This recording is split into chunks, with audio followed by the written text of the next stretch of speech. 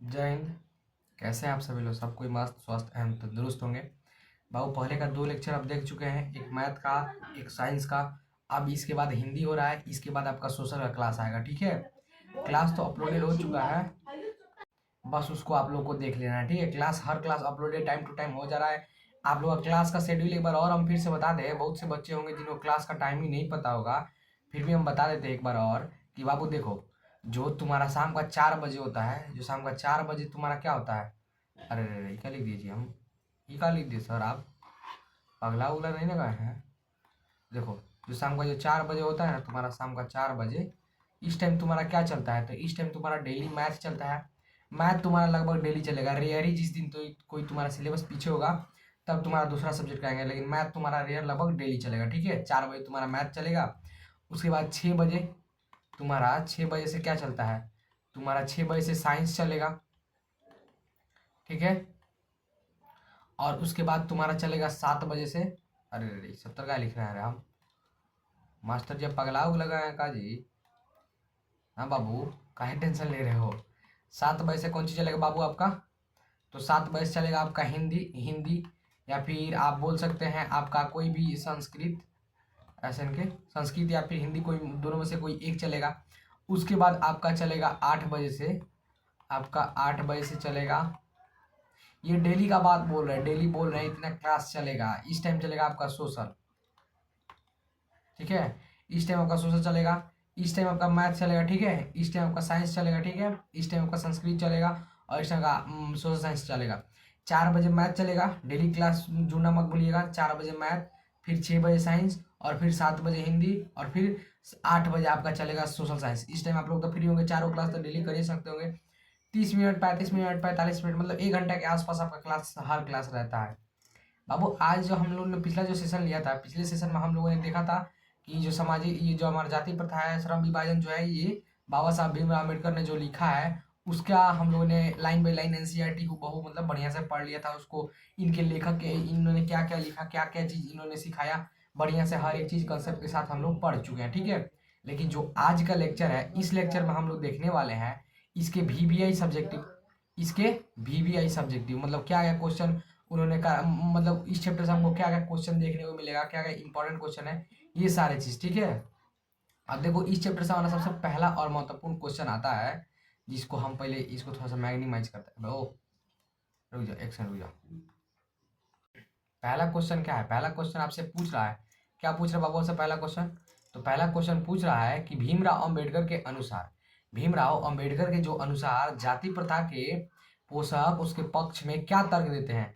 आपको जब हम चैप्टर पढ़ाए थे तो उस टाइम आपको पता था जो जाति प्रथा के पोषक थे वो क्या बोल रहे थे कि ये तो श्रम विभाजन का दूसरा रूप है, ऐसा होना ना चाहिए, ऐसे होने से कार्य कुशलता बढ़ता है, ये सब वो सब ये ऐसे वो लोग बातें बोल रहे थे। तो वहीं हम लोग को देखना है कि जो जाति प्रथा के समर्थक हैं, जो जाति प्रथा के समर्थक है, या फिर पोषक, समर्थक मतलब जो उसको पोषक होते हैं, पोषक को ही समर्थक बोलते हैं। ठीक है, तो समर्थक का तर्क है कि आधुनिक सभ्य समाज कार्य कुशलता के लिए श्रम विभाजन को आवश्यक मानता है। ठीक है, श्रम विभाजन को आवश्यक मानता है, और चूंकि जाति प्रथा भी श्रम विभाजन का ही दूसरा रूप है, इसलिए इसमें कोई बुराई नहीं है। ठीक है, लेकिन क्या ये बात सत्य है? नहीं है। अगर आप जाति प्रथा को श्रम विभाजन से जोड़ दोगे तब तो दिक्कत होने लगेगा। लोग अपने जाति के अनुसार किसी को काम नहीं देंगे। अगर उनका जाति ऊंची जाति का है तो नीची मतलब छोटा नॉर्मल काम है वो करेंगे ही नहीं, और जो नीची जाति के हैं वो तो बड़ा काम है कर ही नहीं पाएंगे। कोई जैसे अगर छोटी जाति का है वो पढ़ना चाहे तो पढ़ नहीं सकता है, और पंडित जाति का है वो भी अपना रोजगार करना चाहे तो वो कर नहीं सकता है। तो श्रम विभाजन और जाति प्रथा का अलग अलग हो गया ना मतलब। तो ये दोनों जो जाति जो जाति प्रथा के समर्थक है उनका मत यही है कि दोनों सेम है, इससे क्या फर्क पड़ता है, लेकिन फर्क पड़ता है।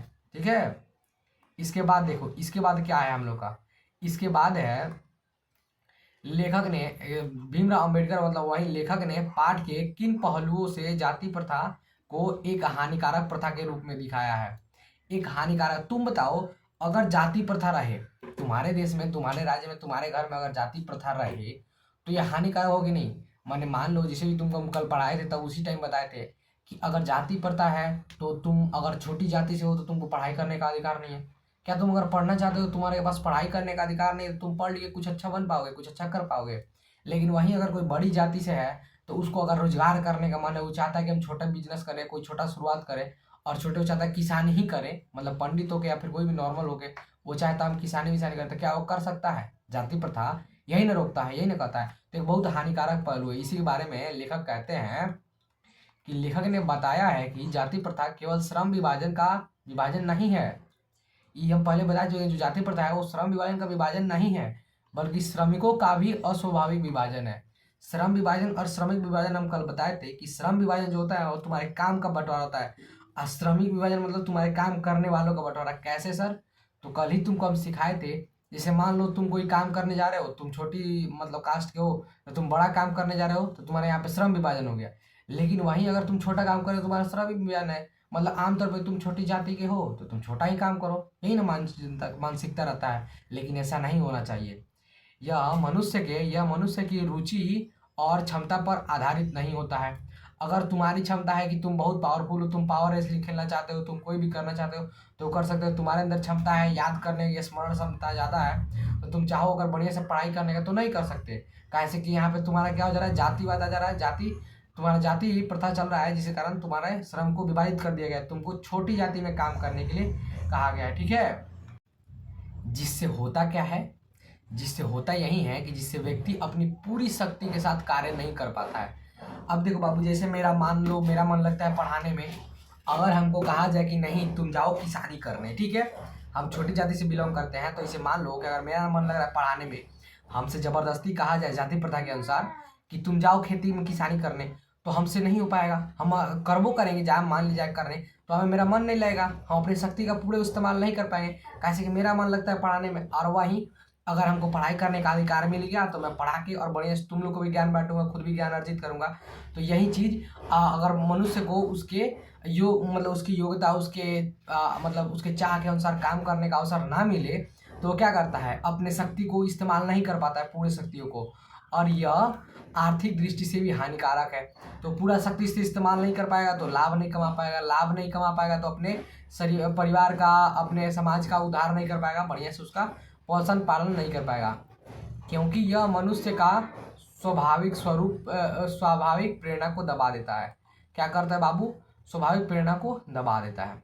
ठीक है, क्लियर हो गया बाबू? एक बात बताया, थोड़ा सा बगल में काम होता है तो थोड़ा सा साउंड प्रॉब्लम के लिए सॉरी, लेकिन मैनेज कर लीजिएगा, जल्दी ही हम कुछ करेंगे इसका। ठीक है, इसके बाद हम लोग आता है तीसरा नंबर क्वेश्चन।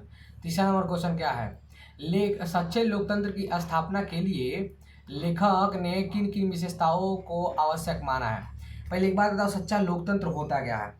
सच्चा लोकतंत्र यही होता है जिसमें जो तुम्हारे समाज में रहने वाले लोग हैं, जो उसके परिवार है, वहाँ के सदस्य हैं, जो भी वहाँ पे काम करने वाले हैं, उनको बराबर समता का अधिकार दिया जाए, उनको स्वतंत्रता हो, जो चाहे वो अपने इच्छानुसार अपने कार्य अनुसार कार्य कर सके। यही ना होता है? तुमको जो सरकार तुम्हारे ऊपर शासन करने आ रही है, मतलब जो तुम्हारे ऊपर तुमका मुखिया बना रहे हो, जो तुम अपने देश का प्रधान बना रहे हो, जिसको वो तुम्हारे अनुसार चुना जाना चाहिए, तुम जिसको चाहो उसको चुन सकते हो, मतलब मत के अनुसार। तो यही होता सच्चा लोकतंत्र। ठीक है, तो सच्चे लोकतंत्र के लिए लेखक ने स्वतंत्रता, समानता, समता और भ्रातृत्व मतलब भाईचारा। स्वतंत्रता मतलब वो स्वतंत्र है, वो चाहे तो कोई भी काम कर सकता है अपने इच्छा अनुसार, अपने योग्यता अनुसार, अपने आर्थिक क्षमता अनुसार। ठीक है, और समता, अगर मान ले तुम छोटी जाति को तुम पढ़ाना चाहते हो तुम पढ़ा सकते हो, मतलब ये पढ़ाने का जो कार्य काज है ये ऊंची जाति का पहले था। जब तुम्हारा जो वर्ण विक्षेपण हुआ था, मतलब तुम्हारा जो वर्ण प्रथा था, जब तुम्हारा जातिवाद चल रहा था, उस टाइम कौन था? पंडित लोग पढ़ाते थे ना, पंडित लोग, शास्त्री लोग, ये लोग जो वेद उच्चारण करते थे, ये लोग तुम्हारे पढ़ाया वढ़ाया करते थे। ठीक है, लेकिन आज क्या हुआ है? सब कोई बराबर हो गया है, जो चाहे वो पढ़ा सकता है, बस ज्ञान होना चाहिए। ज्ञान होगा तो वो पढ़ा पाएगा। तो ये समता है, समता का अधिकार है, समता का अधिकार है, इसलिए वो अपने इच्छानुसार पढ़ा सकता है। ठीक है, और भ्रातृत्व मतलब भाईचारा, भाईचारा ठीक है, को आवश्यक है माना गया है, और भाईचारा को आवश्यक माना गया है। ठीक है, उनके अनुसार समाज में बहुविध हितों में सबका भाग होना चाहिए और एक दूसरे के प्रति सम्मान की भाव होना चाहिए। ठीक है, कोई दिक्कत नहीं है ना? आगे बढ़े, चलो। लेखक के अनुसार आदर्श समाज में किस प्रकार की गतिशीलता होनी चाहिए? पहले एक बात बताओ, आदर्श समाज होता क्या है? आदर्श समाज वही होता है जहाँ पे वहाँ पे रहने वाले लोगों के सामाजिक रूप से उन्नति हो, वहाँ पे रहने वाले लोगों के जैसे सुरक्षा प्रदान किया जाए, वहाँ पे रहने वाले लोग सभ्य हो, शिक्षित हो, अच्छे अपने रोजगार से मतलब अपने रोजगार में लगे हो, आर्थिक क्षमता उनके पास हो, मतलब हर चीज़ से वो कुशल हो। ठीक है, तो लेखक के अनुसार आदर्श समाज में इतनी ही गतिशीलता होनी चाहिए कि कोई भी वांछित परिवर्तन समाज के एक छोर से दूसरे छोर तक पहुंच सके। ठीक है, अगर मान लिया हम किसी एक समाज को सुधारने का प्रयास कर रहे हैं तो उस समाज से जुड़े जितने भी लोग हैं सब लोग को सुधारना चाहिए, सब लोग को लाभ होना चाहिए। अब मान लिया आप छोटे कोई वन को आप कुछ प्रोत्साहित कर रहे हैं तो उसको ऐसा प्रोत्साहित करें जिससे उस काम करने में उसको मजा आए और वो आगे चलकर और भी बड़े बड़े अच्छे अच्छे काम कर सके। तो ऐसे करना चाहिए कि जो पूरे उस समाज में रहने वाले लोग हैं सबको प्रेरणा मिले, सबको प्रोत्साहित मिले। ठीक है, समाज के बहुविध हितों का सबका भाग होना चाहिए। ठीक है, और सभी को उनकी रक्षा के प्रति सजग रहना चाहिए। कोई दिक्कत नहीं है ना, सही है ना, आगे बढ़े। आप देखो ना 5th नंबर क्वेश्चन है वो क्या बोल रहा है। 5th नंबर जो हमारा क्वेश्चन है वो बोल रहा है भीमराव अंबेडकर किस विडंबना की बात करते हैं। एक बात जो कल जो हम जब चैप्टर पढ़ाए थे उस टाइम हम बता रहे थे तो भीमराव अंबेडकर किस विडंबना की बात कर रहे हैं, बता रहे हैं कि आज भी लोग जातिवाद को ज्यादा ऊपर रखते हैं, उसके कार्य की योग्यता, जैसे तुम्हारा मन कोई भी काम में लगे लेकिन तुम्हारी योग्यता के अनुसार तुमको कार्य नहीं दिया जाता है। आज भी जाति प्रथा को लोग ऊपर मानते हैं, देखते हैं कि हाँ ये हिंदू धर्म से है तो ये बढ़िया काम करेगा, मुसलमान धर्म से तो ये कम काम करेगा, ये जाति प्रथा है, ये धर्म प्रथा है, मतलब अलग अलग लोग अपनी जाति को आज भी आप चुनाव में देखते होंगे, अपने गांव के चुनाव में जो कहते हैं कि हमारा जात से खड़ा भइल बने इंकरा का वोट दिया, सुनते हैं ना, मतलब हमारा जात से खड़ा भइल बने तो भाई हो तो इंकरे का वोट दिया, ऐसे बोलते हैं ना। तो ऐसे जब वो लोग बोलते हैं तो वैसा क्या होता है, जाति प्रथा को बढ़ावा करते हैं, जो कि क्या होता है हमारे ही समाज के लिए विनाशक होता है, हमारे समाज के लिए हानिकारक होता है। अगर आप अपनी जाति को वोट देते हैं तो मान लिया अगर 500 लोग रह रहा है किसी गांव में, ठीक है, वहां पे तुम्हारा 300 लोग हो गया एक जाति का और 200 लोग हो गया एक जाति का। ठीक है, तब तो हमेशा वो 300 वाला ही जीतेगा, जो 300 वाला जीतेगा वो अपने आगे जीतने के लिए अपने ही समाज का करेगा, अपने ही जाति का विकास करेगा। तब तो जो 200 वाला कम जनसंख्या वाला जाति था वो क्या हो गया, वो तो पिछड़ा रह गया। तब वो क्या करेगा, वो अपनी जनसंख्या ज्यादा बढ़ाने की कोशिश करेगा, ज्यादा बढ़ाएगा कि उसका वोट ज्यादा हो तो वो उसके सरकार बने। तब वैसे क्या करेगा तो जनसंख्या वृद्धि ज्यादा होगा। तो बाबू एक चीज के कारण, जातिवाद के कारण बहुत से चीज तुम्हारे प्रभावित होते हैं, तुम्हारा देश की जनसंख्या प्रभावित होती है, तुम्हारे देश की आर्थिक क्षमता प्रभावित होती है, तुम्हारे देश की राजनीति प्रभावित होती है, हर एक चीज तुम्हारी एक चीज के कारण, मतलब जो इस समाज में जितने भी चक्र है ना वो सब चीज एक दूसरे से कनेक्टेड है। एक भी चीज कोई प्रभावित होगा तो हर एक चीज प्रभावित होता है, इस बात को याद रखिएगा। तो जातिवाद के पोषक के लिए इसी बात को लेकर विडंबना करते हैं भीमराव अम्बेडकर और कहते हैं कि देखो कि भीमराव अम्बेडकर के लिए विडंबना की बात यह है कि इस आधुनिक युग में भी जातिवाद के पोषकों की कमी नहीं है। आपको बता दें जातिवाद के पोषकों की कमी नहीं है। एक तरफ हम प्रगति की बात करते हैं, हम सोचते हैं हमारा देश मार्स पे जाएगा, चंद्रयान चंद्रमा पे चला गया, 2nd Chandrayaan 3rd Chandrayaan launch हो गया, और एक तरफ आज भी जाति के आधार पर भेदभाव कर रहे हैं। आज हम जाति के आधार पर ठहरे हुए हैं कि हाँ ये सहनी जात के हैं तो ये बढ़िया काम करेंगे, ये जात के हैं ये पंडित है तो अच्छा दिमाग होगा। लेकिन आज भी योग्यता कुशलता को उतना ज़्यादा नहीं दिया है, लेकिन दिया जा रहा है। आज भी अगर रेटिंग करें भारत में कितने % कार्य कुशलता पे चल रहा है तो मात्र 40 आउट ऑफ 60 चल रहा है। ठीक है ना, मतलब 40 आउट ऑफ 60 चल रहा है, 40-60 का रेशियो चल रहा है। ठीक है, 40% तुम्हारे कार्य कुशलता पे चल रहे हैं और 60% तुम्हारे जातिवाद अभी भी तुम्हारे भारत में चल रहा है। इस बात को ध्यान रखना और इसको हम लोगों को खत्म करना है अपने कार्य कुशलता से, अपनी योग्यता से, अपने क्षमता से, अपने देश को प्रगति के मार्ग पर लाने के लिए। ठीक है, अब आगे देखो। अब इसके बाद बाबू समझ में आ रहा है, मजा आ रहा है तो एक बार थोड़ा लाइक का बटन दबा दे ताकि हमारा भी दिल खुश हो जाए। कुशल व्यक्ति या सक्षम श्रमिक समाज का निर्माण करने के लिए क्या आवश्यक है। कुशल व्यक्ति या सक्षम श्रमिक, कुशल व्यक्ति या सक्षम श्रमिक समाज के निर्माण के लिए क्या आवश्यक है। भाई दोनों आवश्यक है। कुशल व्यक्ति रहेगा तो समाज में नया नया प्लानिंग, नया नया सोच के साथ अपने तकनीकी का विकास करेगा, और सक्षम श्रमिक रहेगा तो उस तकनीकी के विकास में पूर्ण रूप से योग्यता और अपने अपनी क्षमता के अनुसार पूरा सहयोग करेगा। ठीक है, तो दोनों की आवश्यकता है। लेकिन देखो अब आंसर में हम लोग क्या देखना है, आंसर में कैसा लिखना है, तो कुशल व्यक्ति या सक्षम श्रमिक समाज के निर्माण के लिए यह आवश्यक है हम व्यक्तियों की क्षमता इस सीमा तक विकसित करें कि जिससे वे अपनी पेशा एवं कार्य स्वयं चुन सके। ठीक है, आप समझ पा रहे होंगे कि जो कार्य कुशलता है वो उस व्यक्ति के अंदर रुचि के अनुसार होनी चाहिए। जो कुशल व्यक्ति होता है वो अपने क्या करता है, वो अपने माइंडसेट से समाज को बदलने का, नए नए नीतियों, नए नए तकनीक, नए नए रणनीति के साथ साथ समाज को आगे बढ़ाने का काम करता है। जो कुशल श्रमिक होता है, सक्षम श्रमिक, वो उस कार्य को करने में, उस नए नए इंफ्रास्ट्रक्चर को बनाने में मदद करता है, वो सब चीज़ों को हेल्प करने में। दोनों समाज के एक पहलू हैं। एक जो गाड़ी है, मतलब जो बाइक होता है, उसका दोनों चक्के हैं।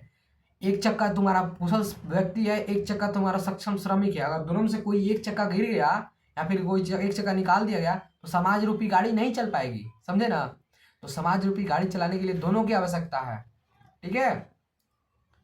अब इसके बाद देखो, इसके बाद तुम्हारा होता है, देखो, जाति प्रथा भारत में बेरोजगारी का एक प्रमुख एवं प्रत्यक्ष कारण कैसे बनी हुई है। जाति प्रथा तुम्हारे भारत देश में बेरोजगारी का प्रमुख और प्रत्यक्ष कारण कैसे बने, तुमको हम पहले ही बताए थे कि देखो जाति प्रथा क्या होता है। तुम अपने जाति के अनुसार किसी को काम दोगे, ठीक है, समझोगे मेरे जाति का है बढ़िया काम करेगा, तो दूसरे जाति का है वो काम नहीं करेगा। अब तुम अपने जाति को काम देते जा रहे हो और जो दूसरी जाति का है उसको काम तुम खुद ही नहीं दे पा रहे हो। देखो मान लो सपोज डैट कि अगर तुम अपने जाति को काम दे रहे हो, दूसरी जाति को काम नहीं दे रहे हो, तो क्या करेगा, आने वाले समय में वो भी अपने ही जाति को देगा देगा ना। और अगर इस तरह हुआ तो राजनीति में भी यही हो रहा है, तुम्हारे अपने जाति को वोट दिया जा रहा है। क्यों? क्योंकि अपने जाति को विकसित करना है, देश को, समाज को विकसित नहीं कराना है समाज के लोगों को। लोग अभी भी गाँव में और बहुत सी जगह पे जो कुछ लोग होते हैं, गाँव में ही नहीं बोल सकते, शहरों में भी बहुत से ऐसे लोग होते हैं जिनकी मानसिकता होती है अपने जाति से जो चुनाव लड़ रहा है, अपने जाति से जो कार्य कर रहा है उसी को वोट दे, उसी से रोजगार की अपेक्षा करे, सब कोई मतलब वही करेगा। जो अपने जाति का है वो ज्यादा सक्षम है, ऐसा लोगों को लगता है, लेकिन ऐसा बात नहीं है, ऐसा नहीं होता है, ठीक है। भारत में जाति प्रथा व्यक्ति को उसके पुश्तैनी पेशा से बांध देती है। अब हमारे दादा पिताजी किसान है, तो क्या हम भी किसान रहेंगे? मतलब अगर जाति प्रथा होता तो हम भी तभी किसान होते। कहीं खेत में हल कुदारी उदारी चला रहे तो मस्त बॉडी शॉडी बना बना के कुदारी उदारी चला रहे होते, कहीं पगड़ी उड़ी गमछा उमछा बांध के चला उला रहे तो होते ना। लेकिन अभी हम बैठे क्या कर रहे हैं, आप लोगों को पढ़ा रहे हैं। हमारा जाति क्या है, दूसरा नीची जाति से हैं हम, लेकिन ऊंची जाति का काम कर रहे हैं, पढ़ाने का काम कर रहे हैं, शिक्षा बांटने का काम कर रहे हैं। तो ये क्या है, ये हमारे इच्छा अनुसार है। तो यही है जो जाति प्रथा होता है, वो व्यक्ति को उसकी योग्यता के अनुसार, उसके पुश्तैनी, उस योग्यता के अनुसार कार्य नहीं देता है, उसके पुश्तैनी कार्य से, उसके पुश्तैनी पेशे से बांध देता है, ठीक है। यही तुम्हारा जाति प्रथा होता है। भले ही वह पेशा अनुपयुक्त हो, भले ही पेशा उपयुक्त ना हो, ना उससे उसका रोजगार चल रहा हो, ना उससे वो खा पी रहा हो, ना उससे उसका जीवन यापन चल रहा हो, उसका परिवार भले भूखे मर जाए, ठीक है। यही होता है जाति प्रथा में। अपर्याप्त हो या व्यक्ति भूखा ही मर जाए, लेकिन उसे पेशा बदलने की अनुमति नहीं होती, ठीक है। वो अपना आदमी पेशा नहीं बदल सकता, भले भूखे मर जाए ये मंजूर है, लेकिन वो अगर पेशा बदल लिया तो समाज से उसको निकाल दिया जाएगा। काहे? वो नीची जाति का है, काहे? तो वो ऊंची जाति का है। अगर पंडित अपना कार्य छोड़ के लगे इधर खेती गृहस्थी करे तब तो उसको समाज से निकाल दिया गया। काहे? वो अपने जाति को छोड़े, भले उसका पंडिताई करके भूखे मर रहा है, उसका भोजन नहीं चल रहा है, उसका परिवार का लोग भूखे मर रहा है, वो या तो भीख मांगे, मतलब दक्षिणा मांगे, या फिर वेद पाठ पढ़ के कुछ पढ़ा उड़ा इकट्ठा करे तो खाए, ना करे तो ना खाए। यही होता था ना। वो ऐसा बात नहीं है कि जो जाति पता चलता था तो बस शूद्रों के साथ ही, जो शूद्र जाति से थे, मतलब नीची जाति से, उनके साथ ही दुर्व्यवहार होता था, वो यही भूखे मरते थे। नहीं, पहले जो पंडित थे वो भी बाबू भूखे मरते थे, समझे ना। पहले में जो तुम्हारे राजा महाराजा थे वही तुम्हारे जीते थे।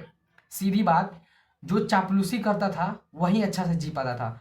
अब वो तुम्हारे राजा महाराजा थे या फिर शूद्र थे, जो थे, जो तुम उनके राजा महाराजा चापलूसी करते थे, अंग्रेजों के चापलूसी करते थे, जातिवाद के जो पोषक थे उनके चापलूसी करते थे, वही ठीक से जीते थे। जो चापलूसी नहीं करते थे वो नहीं जीते थे, और वो आज भी होता है।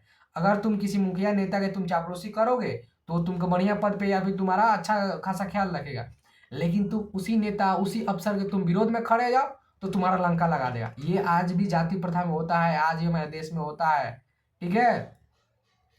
हिंदू धर्म, जो हमारा धर्म है, हिंदू धर्म की जाति प्रथा में पेशा बदलने की स्वतंत्रता न होने के कारण, बेरोजगारी के कारण बनती है। हम लोग के धर्म में, जो हमारा हिंदू धर्म है, इस धर्म में भी अपने जाति को, जाति प्रथा का जो पेशा है बदलने का अनुमति नहीं था, अब है और था भी, लेकिन लोगों ने उसको रोक दिया। कहा कि नहीं, हिंदू धर्म से यही काम करेगा, यही काम करेगा, अपना पेशा नहीं बदल सकता, ये इसका काम सीमित है, ये मतलब मोची परिवार से जन्म लिया तो कुत्ता चमड़ा का ही काम करेगा, वो बस जूता उता चप्पल ही सिएगा, वो नहीं काम कर सकता, दूसरा पढ़ाई लिखाई नहीं कर सकता। ये सब तुम्हारे पैसे से रिलेटेड ये सब तुम्हारे काम होते थे, जो कि बहुत ज़्यादा दयनीय स्थिति था उस टाइम में, ठीक है। और आज इतना नहीं है, आज इतना नहीं है, बहुत हद तक खत्म हो चुका है, समझे। अब इसके बाद देखो, इसके बाद तुम्हारा क्वेश्चन क्या बोल रहा है, लेखक भीमराव अम्बेडकर, अच्छा ऊपर से कट गया है थोड़ा सा, सॉरी, लेकिन क्वेश्चन हम देख के बोल देते हैं। रुक जाओ, मेरे पास है बुक है। ये सब क्वेश्चन हमें क्वेश्चन बैंक से है और एनसीईआरटी क्वेश्चन है, ठीक है। हाईलाइट क्वेश्चन जो आपके इंपॉर्टेंट क्वेश्चन है और जो आपके रिलेटेड क्वेश्चन इस चैप्टर से वो करा रहे हैं, ठीक है। और कॉन्सेप्ट तो इतना बेहतरीन ढंग से पढ़ा दिए हैं कि तुमको एक भी कॉन्सेप्ट इसके अलावा नहीं समझ, तुम बस ऐसे मुजबानी क्वेश्चन दिखते भौंक दे रहे हो कि हाँ सर इसका ये होगा, ठीक है। क्वेश्चन क्या था बाबू आपका 8 नंबर, किधर गया रे, हाँ, भारतीय लेखक भीमराव अंबेडकर आज के उद्योगों में गरीबी और उत्पीड़न से भी बड़ी समस्या किसे मानते हैं और क्यों, ठीक है। लेखक भीमराव अंबेडकर आज के उद्योगों में गरीबी और उद्योगों से भी लेखक भीमराव अंबेडकर आज के उद्योगों में गरीबी और उत्पीड़न से भी बड़ी समस्या किसे मानते हैं और क्यों मानते हैं, ठीक है। चलो इसको थोड़ा देखा जाए, फिर इसके बारे में तुम कैसे चर्चा करेंगे, तुम्हारे दिमाग में खोपड़ा में छेद करके अंदर बैठ जाएगा। लेखक गरीबी और उत्पीड़न से भी बड़ी समस्या जाति प्रथा को मानते हैं, क्यों, ऐसा इसलिए क्योंकि यह बहुत सारे लोगों को उनका निर्धारित कार्य अरुचि और व्यवस्था के साथ करने पर मजबूर करती है। समझ में आ रहा है कुछ, तुमको समझ में रिलेट कर पा रहे हो कुछ, अपने आसपास के समाज से तुम रिलेट कर पा रहे हो। तुम अभी नहीं कर पाओगे, जब तुम बहुत पहले, अगर तुम्हारा जैसे 1980 की जो दशक में तुम्हारे दादाजी पिताजी होंगे उनको देखना, तो एक बात तुम मिलाना, जो तुम्हारे दादाजी काम किए होंगे वही काम तुम्हारे पिताजी भी कर रहे होंगे। इस बात को तुम मिलाना, अगर तुम्हारे दादाजी किसान रहे होंगे वही काम तुम्हारे पिताजी भी कर रहे होंगे, क्यों, क्योंकि जिस टाइम दादाजी और पिताजी का समय था वो लोग जाति प्रथा के शिकार थे, ठीक है। आज भी है लेकिन उतने हद तक नहीं जितने हद तक इन लोग के टाइम में था, भीमराव अम्बेडकर के टाइम में, हमारे दादाजी के टाइम में, तुम्हारे दादाजी के टाइम में, तुम्हारे पिता के टाइम में जितने हद तक था उतने हद तक अभी नहीं है, ठीक है।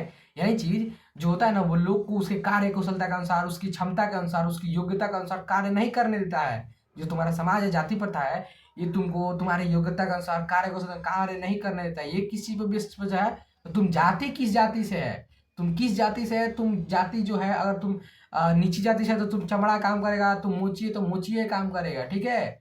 अगर यादव है तो तुम दूधे बेचने का काम करेगा, दूसरा कोई काम तुम कर ही नहीं सकता, ऐसा जातिवाद का था। बताओ कितनी बुरी होता था। जो लोग अब मतलब मान लो जो कोई पंडित है उसको आसपास के लोग, उस टाइम बहुत पढ़नियार थे ना, तो लोग पढ़ाने जाते थे, ऐसा नहीं होता था उस टाइम, बहुत कम पढ़ने वाले लोग राजा महाराजा के घर पे ही थे, उसके अलावा बहुत कम ही लोग जो थे वो पढ़ाई वढ़ाई करते थे, ठीक है। तो जो पढ़ाई करने वाले थे, या तो कोई अगर राजा घर सेट हो गया तो बढ़िया है, उसको मिल रहा है बढ़िया दाना पानी अन्न सन मिल रहा है, लेकिन अगर कोई नहीं हो पाया, अपना गुरुकुल चला रहा है, तो बहुत कम उसको मिलता था, भूखे सोना पड़ता था, ठीक है। जाति प्रथा के कारण वो दूसरा कोई रोजगार भी नहीं कर सकता, दूसरा कोई कार्य भी नहीं कर सकता था, ठीक है। ऐसी स्थिति में व्यक्ति का मन काम में नहीं लगता, सही बात है। जब आपको काम में मन ही नहीं लग रहा, आपको पैसा उससे कम मिल रहा है, आपका घर का फैमिली जो है भूखे रह रहा है, उसका बीमारी का तबियत अलग खराब हो रहा है, उसको इलाज करने का पैसा नहीं है, तो आदमी को काम में मन लगेगा, नहीं लगेगा। जिससे उसकी उत्पादकता और कार्य क्षमता कम हो जाती थी, और जब जैसे जैसे होगा उसका कार्य क्षमता कम हो जाएगी, उत्पादकता कम हो जाएगी, धीरे धीरे वो रोजगार से हाथ धो बैठेगा, जो काम कर रहा है वो उससे भी मुक्त हो जाएगा, और बेरोजगार होके और भूखे भूखे मर हो जाएगा, निपटा जाएगा, ठीक है। यही होता था तुम्हारे जाति प्रथा में, ठीक है। बाबू आप लोग से मैं एक निवेदन कर रहे हैं कि कभी भी जाति प्रथा मत कीजिएगा आप लोग। अगर आप लोग के अंदर ऐसा भावना उत्पन्न भी हो रहा होगा कि हमारी जाति का है, तो ऐसा मत होने देना अपने अंदर। जाति प्रथा, धर्म प्रथा, ये सब बहुत बुरी चीज है। बस एक प्रथा होनी चाहिए, कौन सा, मानवतावाद। हमारे अंदर कौन सी वाद होना चाहिए, तो हम मानवतावाद के प्रेरक हैं, हम लोग के अंदर मानवतावाद होना चाहिए, हम लोग नए पीढ़ी के युवक हैं, ठीक है। मानवतावाद होना चाहिए देश के अंदर, धर्म के अंदर। हम लोग को देश को बचाना है, अपने भारतीय धर्म को बचाना है, भारतीय संस्कृति को बचाना है। भारतीय संस्कृति में केवल हिंदू मुस्लिम नहीं है, भारतीय संस्कृति में सारे संस्कृतियाँ आती हैं। हम ईद को वैसे ही मनाना है जैसे हम छठ दिवाली को मनाते हैं, समझे। तो धर्म के प्रेरक मत बनो, प्रेरक बनो भारतीय समाज के, भारतीय संस्कृति की, हमारी धरोहर है, इसको बचाना है, हमारी कर्तव्य है, ठीक है। चलो आगे बढ़ो और आगे देखो अगला क्वेश्चन क्या बोल रहा है। नेक्स्ट जो हमारा क्वेश्चन है वो बोल रहा है, भारतीय समाज में जाति श्रम विभाजन का स्वाभाविक रूप क्यों नहीं कही जा सकती। जो हमारा जाति है, ये जो भारतीय श्रम विभाजन है, इसका स्वाभाविक रूप क्यों नहीं कही जा सकती, क्यों नहीं। तो भारतीय समाज में जाति प्रथा श्रम विभाजन का स्वाभाविक रूप इसलिए नहीं कही जा सकती क्योंकि मनुष्य की रुचि और निजी क्षमता पर आधारित नहीं है। ठीक है, अब देखो, तुमको कोई निजी क्षमता तुम्हारा जो है, अब मान ले तुम्हारा बॉडी कमजोर है, तुम्हारा दिमाग तेज है, लेकिन तुम्हारा शरीर कमजोर है। अब तुमसे कहा जाए मजदूरी करने के लिए, तो हो पाएगा? हो पाएगा? नहीं हो पाएगा। तुमको कहा जाए कोई ऑफिशियली वर्क करने के लिए, तब तुम ज़्यादा बेटर तरीके से कर पाओगे, अपने क्षमता को यूज कर पाओगे। किसी किसी का होता है बहुत शारीरिक शक्ति अधिक होता है लेकिन मानसिक शक्ति कम होता है, तो वो तुम्हारा मजदूरी कर लेगा। उसका शरीर बढ़िया है, उस शरीर से अपनी मेहनत वहनत करके अपना रोजगार, अपना जो व्यवसाय है वो कर लेगा। लेकिन जो मानसिक मजबूत है और शारीरिक थोड़ा सा कमजोर है, वो कैसे कर पाएगा?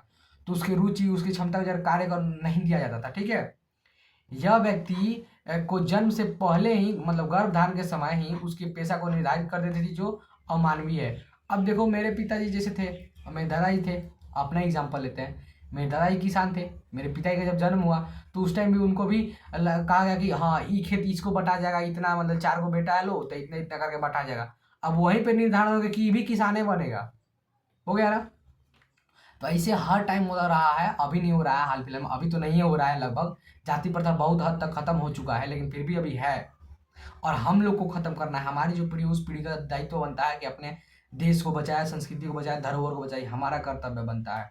ठीक है, तो ये जो पेशा जो निर्धारित की गई है उसको नहीं करना, और उसको अमानवीय व्यवहार हो जाता था। ठीक है, अब चलो इसके बाद जो हमारा लास्ट क्वेश्चन है, वो क्वेश्चन क्या है, 10वीं क्वेश्चन आप लोग का है, भीमराव अंबेडकर के अनुसार किस कार्य में दक्षता प्राप्त करने के लिए क्या अनिवार्य है? डॉक्टर भीमराव अंबेडकर के अनुसार किसी कार्य में दक्षता प्राप्त करने के लिए क्या अनिवार्य है? क्या चाहिए अगर आप किसी कार्य में निपुण होना चाहते हैं? आप जैसे हम पढ़ा रहे हैं, तो अगर हम पढ़ाने में निपुण होना चाहते हैं तो हमको क्या करना होगा? अगर आप पढ़ रहे हैं तो अपने कार्य में निपुण होने के लिए क्या करेंगे? अगर आप व्यवसाय कर रहे हैं तो उस व्यवसाय में आप निपुण कैसे होंगे? इसके बारे में भीमराव अंबेडकर के अनुसार हम जानते हैं, क्या कहते हैं, किसी कार्य में दक्षता प्राप्त करने के लिए व्यक्ति की रुचि और उसकी क्षमता का विकास करना आवश्यक है। बस, ठीक है, यही तुम्हारा मेन चीज हो गया। ठीक है, जब किसी आप कार्य में अपनी योग्यता चाहते हैं, आप किसी कार्य में मतलब चाहते हैं कि उस कार्य में हम सक्सेस पाएं, किसी कार्य में हम सक्सेस पाएं, तो आप अपनी रुचि और पहले सबसे पहले ढूंढिए आपकी रुचि किस चीज में है। जिस चीज में आपकी रुचि, आप उसी चीज में सक्सेस हो पाइएगा। उसी चीज में अगर सही डायरेक्शन में और पूरा एनर्जी लगाइएगा तो आप रुचि मतलब मंजिल को पा लीजिएगा। जैसे देखो बाबू, ये मान लो तुमको हम समझाते हैं थोड़ा फिलॉसफी के नजरिए से। जैसे ये मान लो तुम्हारा एक मंजिल हो गया, ठीक है, ये तुम्हारा एक मंजिल हो गया और यहाँ पे तुमको जाना है। ठीक है, यहाँ पे तुमको जाना है, तुम हो अभी यहाँ। ठीक है, और यहाँ जब तुम आगे जा रहे हो, ठीक है, आगे जा रहे हो तो एक रास्ता तुम्हारा इधर जा रहा है और एक रास्ता तुम्हारा इधर जा रहा है, जो कि जाके इधर चला जाएगा और इधर चला जाएगा। ठीक है, और एक रास्ता इधर जा रहा है। ठीक है, ये वाला जो रास्ता है ना, ये तुम्हारा खुरदुरा है और ये वाला रास्ता एकदम तुम्हारा मुलायम है। ठीक है, एकदम अच्छा है, एकदम स्मूथ है, एकदम बढ़िया कट रहा है, अच्छा सा चल रहा है। ये तुम्हारा रास्ता बहुत खराब है और ये रास्ता कोई मंजिले नहीं है, था है, पता नहीं है कहाँ जाएगा कहाँ नहीं जाएगा। तो भीमराव अम्बेडकर जी बताते हैं कि देखो, तुम अपने क्षमता और योग्यता के अनुसार अगर सही डायरेक्शन में, तुम अपने क्षमता और योग्यता के अनुसार सही डायरेक्शन में थोड़े कष्ट के साथ अगर मेहनत करोगे तो जरूर सफलता पाओगे। लेकिन तुम अपने क्षमता और योग्यता को गलत डायरेक्शन में यूज करोगे और अपने क्षमता को सही यूज नहीं कर पाओगे तो तुम्हारा मंजिल कभी नहीं मिलेगा, कभी तुम सक्सेस नहीं हो पाओगे। तो सक्सेस होने का मंत्र यही है कि डायरेक्शन सही होना चाहिए और जितनी भी एनर्जी सारे सही डायरेक्शन में लगा दो, तुम 100% सक्सेस होगी। यही तुम्हारे भीमराव अम्बेडकर का मंत्र है। ठीक है, आप लोग का जो मतलब सेशन था, इस सेशन में जितने भी हम सब्जेक्टिव लाए हैं वो सारे सब्जेक्टिव इंपॉर्टेंट है। आप उसको कॉपी में नोट कर लीजिएगा। आप पीडीएफ टेलीग्राम से ले सकते हैं, टेलीग्राम पे हम डाल देंगे, प्रोवाइड करा देते हैं पीडीएफ हर क्लास का, आप वहाँ से भी ले सकते हैं। और अपने दोस्तों के पास भी इस वीडियो को शेयर कर दीजिए, अच्छा लगा हो तो। मिलते हैं तब तक के लिए फिर नए ऐसे ही मोटिवेशनल टाइप क्लास में, ऐसे ही पावरफुल एनर्जेटिक क्लास में। तब तक के लिए जय हिंद। और हाँ, इसके बाद आपका सोशल साइंस का क्लास चलने वाला है, छोड़ना मत, बहुत मारा मारेंगे। चलो।